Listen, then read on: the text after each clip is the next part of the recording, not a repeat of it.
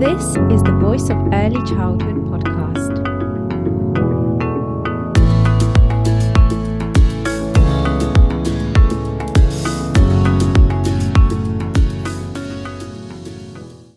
Hello everyone, welcome to the Voice of Early Childhood podcast. Today I have with me Jesslynn Jeffrey, who we actually met at the World Forum Conference in Panama this year, 2023. So it's great to have you on the podcast. Jesslynn is the director of her own preschool centre. She's also director of an Enrichment centre, operator of childcare workplace centre, and a trainer in early childhood education. So many different roles. She's also currently a committee member of the National Association of Early Childhood Care and Education in Malaysia. So Jess, you're based in Malaysia right now, aren't you? Yes, I am. So yeah, it'd be really interesting to kind of hear your journey, in, how you got all these different roles, like how you got to where you are now and all these amazing things that you're doing. Right. Before that, hi, Angelica. So hope you are keeping well. It's been long. And thank you for giving me this opportunity. Right. Working my way out here, it was not easy. Definitely, it's a hard and a rough ones, but I sailed it, I would say. And yeah, a little bit about myself. I actually started in early childhood from 19 years old. I've worked with kindergartens, and I find happiness and passion towards this industry. And I just thought of moving with it, and I gained a lot of experience working there. And I told myself one day I need to be the owner or having my own center. So I climbed and worked my way out. So today, of course, like what you said, I've got a center for myself, and I'm also managing and operating centers, which is under the companies, and doing training for all these preschool teachers, and doing a little bit of NGO with this national association related with early childhood care and education. So it sounds like from the very beginning, like when you were 19, you had that goal and that vision, and you said to yourself, I'm going to do this. And then here you are now, multiple centers that you've opened.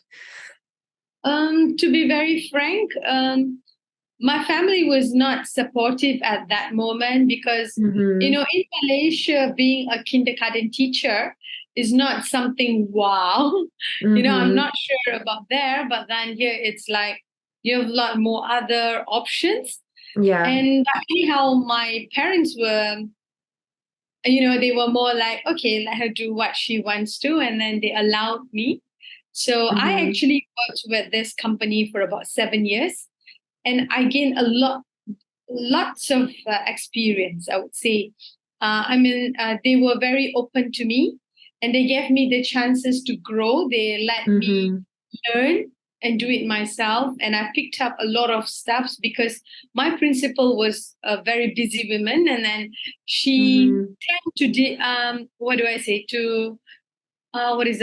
she tend to hand it over to me and let me roll. So my principal actually was a very busy woman, and then she tend to delegate the work to me, and then I have to coordinate and manage the center that I'm working for. So that gave me a lot of opportunities to learn. So, it was more like, I know if I'm going to run my own center one day, this is what I need to know. So this is what I have to do. So I've already got all that at the back of my head, but then I was not strong or neither financially prepared. So later part, I actually explored and worked in many, many other kindergartens. And then I went to a corporate company which related with early childhood education.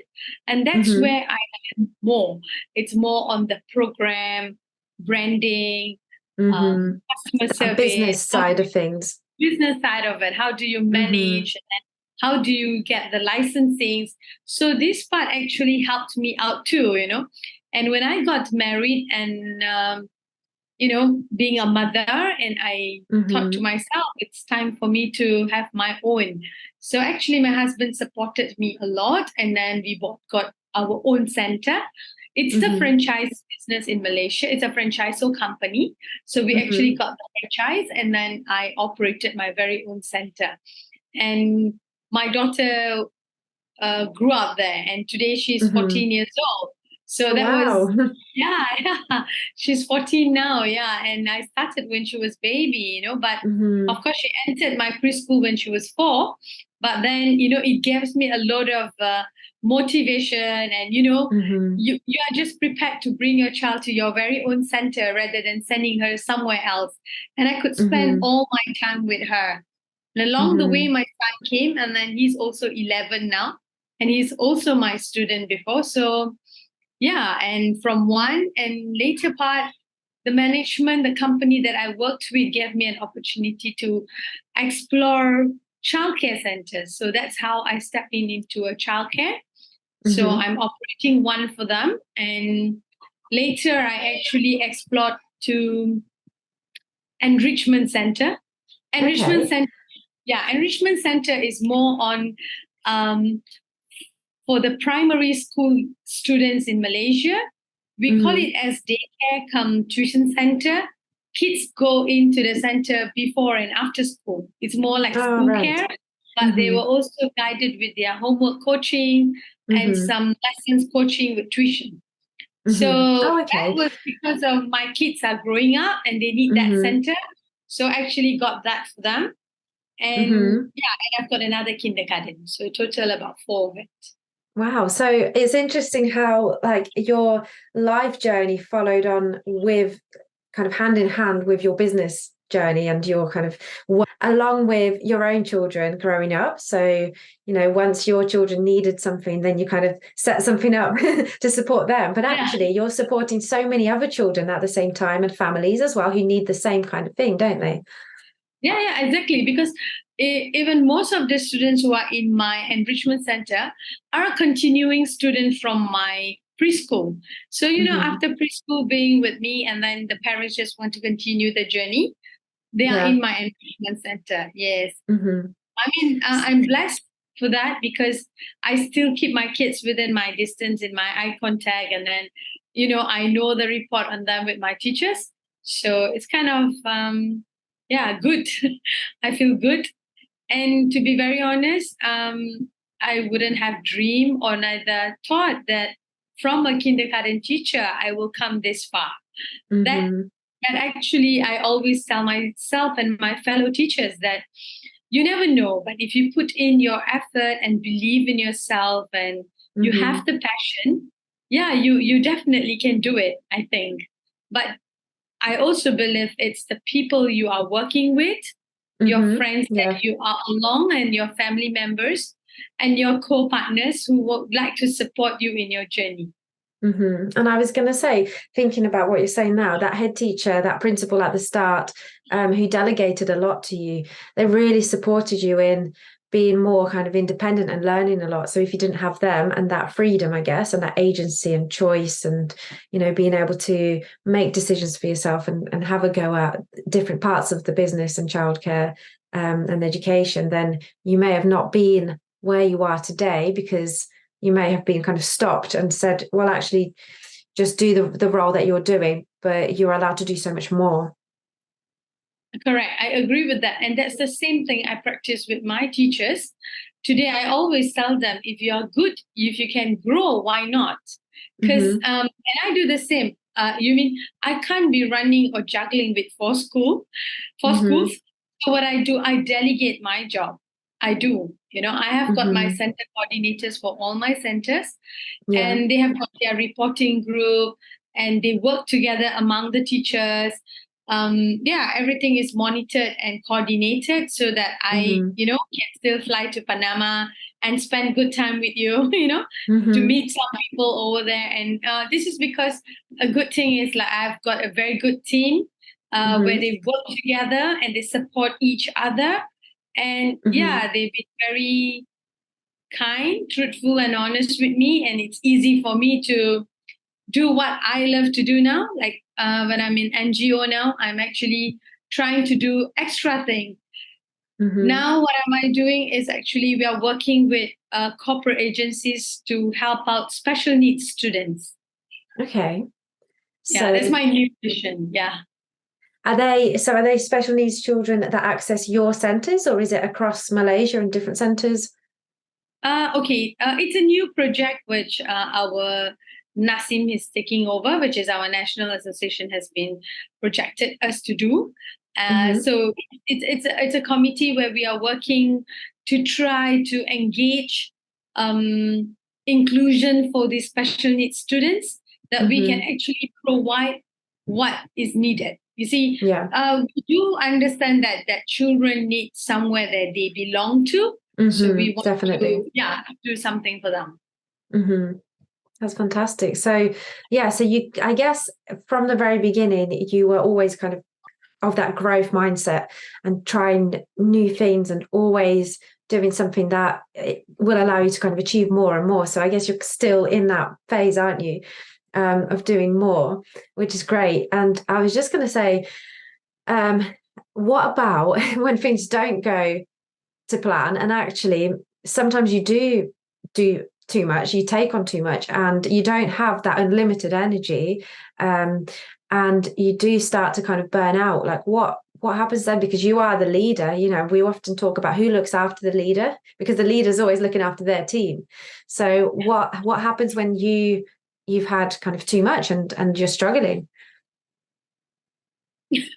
Okay, I have to thank God that I've gone there. But if you're asking me, like I say, probably because as leaders, we do not want to do everything by ourselves. And that's where you go tired, or, you tend to think it's too much. But when you have got a good team and you delegate and you tend to hear them out, and there are space given to them to make decisions and for them to do their own self-planning for their each center, and the coordinators or the managers does their job well, and as long they get the approval from me, I think it's good enough. And I'm not the person who involved too much, because I believe every school has got their own direction and they have got their own way. So probably by me not involving too much, it will not give me much headache. And also I will not be struggling. Because I understand your question is coming from like, what happens if one day that I crash? Is that what you meant? Yeah. So I must know my limit. So what I do is I do have my very own assistant. She manages all my planning. So every month I receive a planner, and that planner states where should I go, which center should I visit in the morning. And I have my own off days. And then I have my weekend getaway. So it's really planned well so that I don't do too much. And I also have my quality time with my family. And I actually practice the system working hour, which is 7 to 7, because the school usually opens as early as 7 and they close the daycare or the childcare center at 7 p.m. So after that, if I receive any messages or calls from parents, I try to make them understand it's my time, and I will revert to them the next day. This is not to avoid. This is not to avoid, but I think everyone needs to understand that we all have families and we need that quality time with them. Yeah. Yeah, definitely. It's so important to put those barriers in place, isn't it? In terms of like for yourself and for other people to be able to understand, to put those kind of boundaries, I guess is the right word. But it's like 7 till 7 is. Sorry. I was going to say 7 till 7 is still a very long day. So but I'm not working 7 to 7 like that 12 hours. I'm moving around. I tend to probably work from one of the center, and coordinate the job. But to be very frank, I don't really feel it's long, because being around the kids and the children in the center, you just feel overwhelmed, and they never keep you bored. And it's not like texting work, like you are sitting in the office. Like here we are still singing songs, reading books to them, hearing their stories, and then talking to them. So probably because I enjoy doing that. And moreover, in the evening, I'm always back to the enrichment center, and that's where my kids are. So I don't feel it's taxable. Yeah. Just quickly, I wanted to thank all the listeners for tuning into the Voice of Early Childhood podcast. Those of you who are regular listeners will know that a new episode comes out every Monday morning, ready for your commute, morning coffee, or that reflective start to the week to get you thinking and in the zone. If you haven't already done so, it would really help this podcast to keep going if you subscribe to the channel that you're listening on. The Voice of Early Childhood podcast can be found on 19 different podcast platforms and on YouTube. So it's highly likely that you, your friends, and colleagues can find it on your favorite streaming platform. So please do hit the subscribe button, and this will help us to keep putting out thought-provoking, reflective, and insightful episodes with a wide range of guests. Thank you. I'll let you get back to the episode now. So like what I'm hearing is it's really part of your whole life, isn't it? It's not just that. I know you were saying how it's important to put those boundaries in place and separate work from family and have that time to yourself. But actually what you do is so part of you as a person and everything that you love that it doesn't even often feel like work at all. Yes, because correct. You enjoy it. Yes. I think that's the passion. If you tend to like what you do, nothing matters. Do you agree with me? It's like because you just have to love it. You just do it because you just feel good, and then you just go on with that.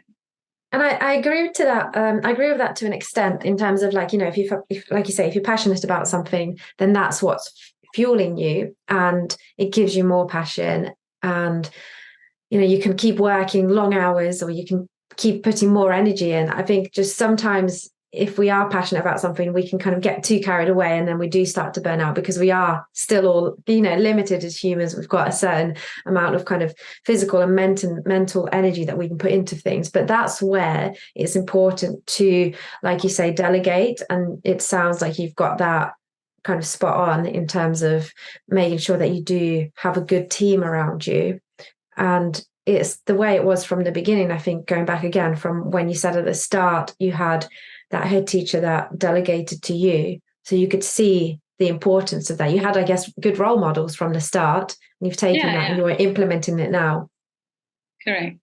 It matters because you see, when there are two ways to look at it.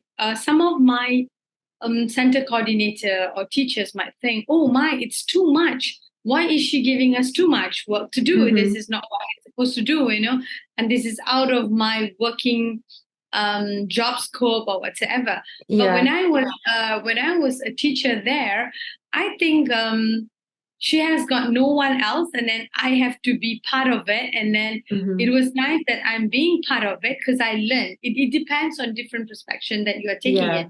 So for me, I took it as for me, I took it as learning. It's like, okay, this is something new. Let's try it out. So at the end of the day, when I put it all together, I told myself that I am ready to operate my very own center when I have when I'm ready. And when you know when to do it, you just know when, as time comes, you are ready. So that actually helped me a lot. Of course, the main experience that you gain in the beginning, the foundation is very important. Yeah, definitely. And I was going to say, in terms of your own team, when you do delegate to different members of your team, does anyone kind of push back sometimes and say it is too much, or maybe they are not very confident and they say, "I'm not sure about this. I don't know if I can do this." Yeah. Of course, because like I say, it's like 4 schools coming together, but the coordinators work together, and then we have got a management group where we discuss everything over there. So sometimes it is not so much of they do not want to do, but they do not know how to carry it out, and then they go like, "Oh, this is difficult," and they want to push it away. But it's again, how do I mentor them? How do I speak to them? And then how do I put it to them that it's important for you to know this, And I always groom them and say, "See, whatever you're learning from me today, I'm just building you up. One day you have your very own center." that's the ideal, the main idea. It's not you being my staff forever, but you can grow. It's important for us to build the leaders. See, like if I've got another 4 new leaders, that's beautiful for the country. Because we are all doing the right way, and it's the passion. So I think, they do. Sometimes they feel it's too much, but we have this practice of having meetings where we actually speak about it, we share, and we try to open up. We try to tell what is difficult, what can be done, what cannot, and how do we go about it. And I also conduct teachers training for all my school teachers by myself, and I always want to hear them out. What are the problems that they are facing, especially with the students, with the parents, or either with the colleagues? Because it's not easy. Working with kindergarten can be taxful because you are dealing with family environment, you're dealing children's behavior, you're dealing emotions from your teachers. So it's a lot, it's not easy. But like I say, because I have done my best with my own center. When I've got my second, third, and fourth, I've got a pilot center that I just used it. So you've got an example. Exactly. That center is actually almost 13 years. So the rest of it are about 5-6 years. So, they should be there already. They don't really look for me often. They don't, because they can coordinate or deal with the issues. So I guess you've put them into that place where they can kind of deal with those issues themselves already. So I was going to say, it's so great that you allow your staff to grow and you really motivate them in terms of being someone that can achieve so much more, rather than be almost like stuck in one role or even one center.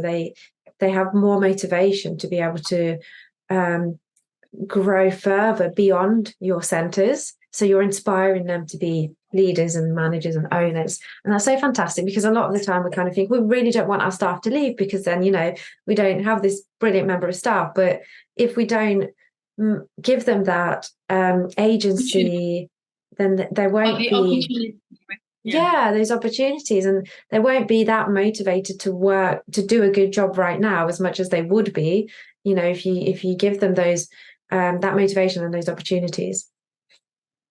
I also actually encourage them to take courses, which in Malaysia, most of the preschool or childcare teachers have to have this course called Permata. So what I do is I send my teachers for all these courses, so that actually it benefits them. And at the same time, my students will actually get more quality educations. It's so important to invest in your staff, isn't it? Into their training, into their knowledge, because then, like you say, it all feeds back into the children and the families. Exactly. And I was also going to ask you one more thing around, so when you delegate to certain team members, have you ever, maybe at the beginning of your journey or those years ago, have you ever found that sometimes it might be difficult to delegate in terms of like, this is your center, like this is your baby kind of thing? Do you find it difficult to sometimes have lack of control and to trust people to do a good job? Even if you have trained them, sometimes it's still hard to give it away. I think in the beginning and till the end, being an owner, you always have that, because it is your baby, and whatever said and done, it is yours, right? But I have come across to learn and to grow in a mindset where I have to trust them, because you see, if I'm not around, they tend to still put things together and they are working it out. At the beginning, yes, I tend to have that feeling of this is my very own baby, and is it safe, is it right? But to actually mention it, when I had my very own center, when I went to my second center, my first baby was already about 6 years. I have journeyed with them for 6 years, and I've got very trustworthy teachers and people around me. And I think because of them, I actually took the next step to move to another center. Because you've already got a team in place that you trust. Exactly. So then when I went to the second center, I did the same way, and then I've built the same way. And when I've got a coordinator who can manage and to do stuff for me, it actually gave me courage to do the third one. Then I went to the third one. So when I have the third one, I use the first and second as the pilot center to train the third one. And then from the third one, I moved to the fourth one. So that's the reason I put them all together. And I always speak to them about the first center. How do I move to the second? And it's all about trusting each other. And of course, the belief and the confidence in them and myself. It is not easy. It is not easy, like what you say, because we are dealing with children and again, parents. It's very important task, and it's not something light. But coming back to them, I think everyone who worked with me actually have journeyed with me very long. In fact, my daughter's preschool teacher, when my daughter was 5, is still my center coordinator in my first center. And my son's preschool teacher is still the preschool teacher in my center. So my first coordinator in my second center is still there. So I feel they are the same people. They have journeyed with me, and they know my style, and they know my stress level and the way I work things out. I can go very, very harsh if I need to, if I want the job to be done. But at the same time, I think I do take good care of them, for them to have the sustainability to continue with me and to, move with me or journey. Yeah. And I think that's the best kind of proof in itself, the fact that all these team members, all these people stayed with you for that journey and, those years. That is that evidence that you are looking after them. No, I'm truly blessed with that, because most of the teachers who comes and work with me, touch wood, it's like, I think it's the flexibility that I give. If you ask myself, I think the only thing when I always ask them, they tend to say, teacher, sometimes we got a better opportunities, we get a better workplace to go, but we know that staying with you, it's different. And when I ask them, it's the only answer that I receive from everyone is flexibility. It's because everyone teachers who are with me are mothers. See, most of the mothers, they need to take good care of their own kids. Yeah. So I do give that privilege of, like, if they need to send their children, come back to work, and then take time off, drop off the kids to school, and then join back. So all this it's not big deal for me, because I think it's their responsibility as a mother. And I tend to understand that. So I give them all that means and ways for that. So probably that is the reason that they are being long with me.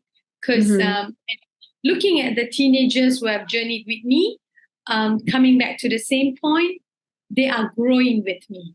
I give them education. I give them a growth of a different level. Maybe you came in as just a kindergarten teacher, then you move to a coordinator, then to assistant, then to coordinator, then you grow your level. So I'm just preparing the young ones to be a principal or to own their very own center one day. So maybe that's the reason they are with me. And they can really see that, because you, like we said earlier, you're giving them those opportunities, and it's really clear. I think the fact that you understand your team and you can relate to them, again, as you say, as a mother, that really helps. Most of them, and I do have about 3 or 4 grandmothers who work with me, and it's like they would just have to tell me that my kids are taking me to holiday to Melbourne. I'll say, yes, please go ahead. Go on, leave. I do not stop. I always tell them, if your family is taking you for a break or for a holiday, you should go, because it's very important, and we can find someone to replace your work during that week. We can find a way. Yeah, we can find a way, because you see, those are the moments that you can't capture back. And what is life all about? You just want to have some fun with your families and then your children and either your grandchildren. So when the teachers tell me that they want to go for holiday, they are entitled to do some duty as mother to run in and out, or even if the child is not well, they have to take off to take care.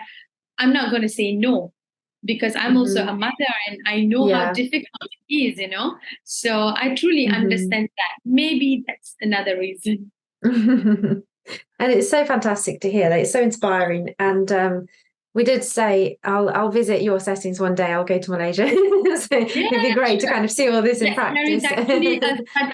There is actually a study tour group coming on to Malaysia. Oh, fantastic. It's October 16 to 19, if I'm not mistaken. I'll share the details with you. Yeah. Yeah. Come over. I'll take you around. That would be so good to have a look at all your settings. Well, Jess, thank you so much. It was so nice to get insight into your journey and your journey through kind of leadership and your contribution to early childhood. So it's been great to have you on, and we might have you on again. And our listeners can find out more on the Voice of Early Childhood website. So thank you, Jess. It's been great having you. Thank you so much, Angelica, for giving me this opportunity and letting me share what I have done and keeping me inspired again and again. Brilliant. Thank you very much. Thank you.